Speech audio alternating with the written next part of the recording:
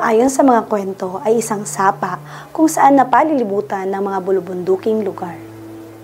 Bukod sa pagsasaka at pagtatanim, ang pagkuha ng mga isda at iba pang uri ng hayop sa sapa ang isa sa ikinabubuhay ng mga taong naninirahan malapit sa liong. Namimingwit at naglalatag ng lambat tuwing gabi at kukunin pagdating ng umaga at tiyak na may iba't ibang nahuhuli ang mga tao doon.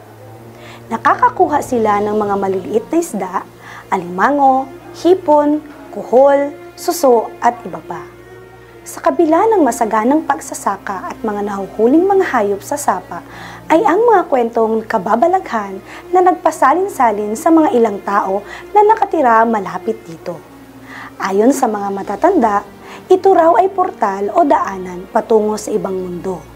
Isang mundo ng mga nilalang na hindi lahat ay makakakita. Mga kababalaghan na lampas sa ating imahinasyon. Tahimik ang lugar tuwing araw. Ngunit pagdating ng dilim, sinasabing may mga ilaw na tila ba sumasayaw kasabay ng hangin. Mga yapak na walang pinanggagalingan at malamig na hangin na tila may bumubulong at umaakay sa isang tao na pumaroon. Maaari kang mawala sa daanang punong-puno ng ingay at kasiyahan.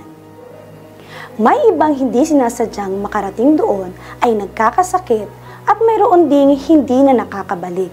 May iba rin na maswerteng na ibabalik ng mga saruhano kung tawagin. Sila ang mga tanging nakakaalam ng dasal, ritual at pag-unawa kung paano na ibabalik muli ang mga taong hindi sinasadyang mapadpad sa lugar na iyon. Hindi tiyak kung ang daanan bang ito ay gawa ng mga engkanto, duwende, diwata o ng ibang nilalang na likha ng kalikasan. Ngunit sa bawat pagdaan sa lugar ay bitbit ang panganib at hiwaga. Sa mga matapang, ito ay paanyaya. Ngunit sa mga maingat, ito ay babala. Tunghayan natin ang minahandang presentasyon mula sa Caliso Elementary School na may titulo na Liong.